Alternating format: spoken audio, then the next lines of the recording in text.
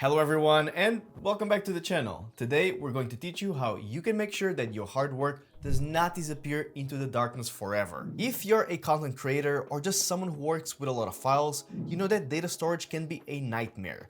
And this nightmare isn't just about space. It's about what might happen if the files get deleted. Years and years of hard work just gone. We've all felt this, and while this feeling might be real, it's most definitely not final. You can get your deleted data back. And the solution isn't even complicated. Today, we'll share some creative ways to really ensure that you never lose your data again. And this could be from a corrupted disk or even if you accidentally hit that format button. But before we get started, please make sure that you've hit the bell icon and also subscribe for more content just like this. Now, let's get right into it.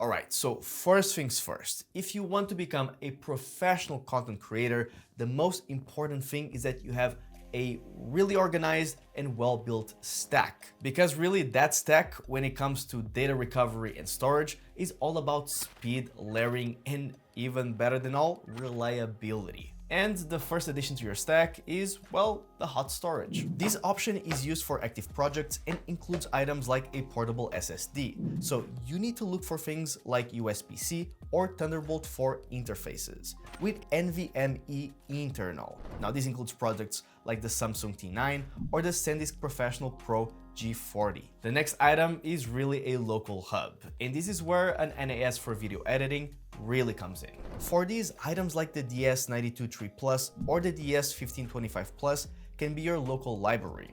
What you're going to do here is basically move the project to the SSD or NAS once it's wrapped, and this gives you massive capacity and data redundancy if one of your storage options fails. The third layer is, well, the offsite backup workflow. And this one's really important, so listen closely. Now, for this one, you should use a low-cost cloud storage and service like OneDrive, Wasabi, or Backblaze B2, which are the perfect option, and you can easily pull files from each one when needed.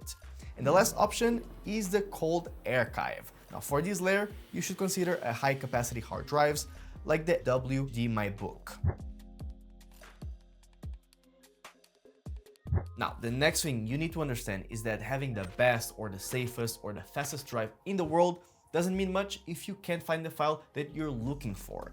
And for this is where file management really comes in. What this means is that you basically beat the chaos door with a consistent ingestion process. This process starts the moment you plug your card in. What you need to do here is stop dragging the files on it randomly. You need to structure the folders in a standardized way, and for this, start with a main folder that is named after the project itself. Then create a subfolder inside that one with different categories related to the main one. And the same rule applies to your file names. You shouldn't just use random words like video23. No, for this, use a structured and standard pattern like project name underscore subcategory underscore file underscore name underscore date. You get the point. It might feel like so much extra work in a moment, but trust me, in the long run, it will make searching and scalability so much easier. Now that your files are all organized, it's time to make them invincible. So when it comes to creating content backups as a creator or someone already working in the industry as a professional with a lot of files, there's a golden standard that is always utilized. And this is the 3-2-1 backup rule. Let's dissect it. This means keeping at least 3 copies of your data on 2 different types of media with 1 copy stored off-site. Now, to implement this rule, divide your duplicates into 3 files as follows. This one lives on your high-speed portable SSD. It's where you're actively cutting and grading and sound mixing and doing all those crazy effects. But please remember that an SSD is a single point of failure. If it drops or if it dies, then the project will also die with it. For this, you should have an automated sync that sends everything from your SSD to your studio NAS. So by using a Synology NAS for creators, you're utilizing RAID, meaning that your data is spread across multiple disks. So even if one hard drive fails, your YouTube backup system stays online. This is your nightly sync to cloud object storage or a service like OneDrive. Now, this protects you from the stuff a local drive can handle, like a fire, or a flood, or an earthquake, or a tsunami, or an alien invasion. You never know. Apart from these, you must remember that you can't just rely on memory, and really, you should set your software to sync every single night. And a pro tip here is simply to enable versioning. For this, you need to keep the last few versions of your project files so that if a file gets corrupted or that you make a mistake you can't undo, you can simply time travel back to a working version.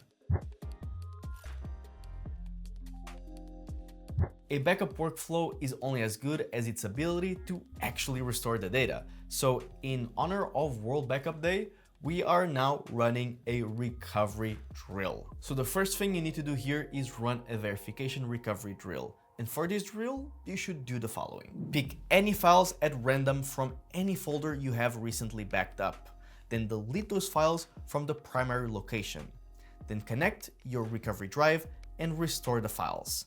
Note the time it took for you to recover the files and optimize them with better organization.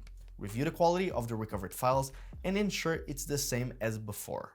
While this system is usually sufficient for most cases, there may be times where those files get completely deleted and evaporated from this earth and you can't recover them back. So in such cases, you should really stop storing the files in the location where the files went completely missing, because there may be some faulty situation happening in those drives that, well, will still continue happening. The reason for that is that your computer never actually deletes the files. It simply marks the space as available. So the more files you start putting in that same location, it's simply overwriting the previous files that were there before. So stop doing that and let's get into another solution, which is this one right now. Let's launch Recoverit and then find the folder or drive where you want to run the recovery. Then hover over it and click scan. So once completed, you'll be able to see the deleted files. And if you can't, then you should run a deep scan. Now click on one or multiple files and either preview them or choose to restore them by clicking recover. Creating a storage workflow that completely eliminates data loss is essential. And we've covered all of these in this video, and really that's all you've got to do. So as a recap, you basically start by creating a backup that aligns with the 3-2-1 rule.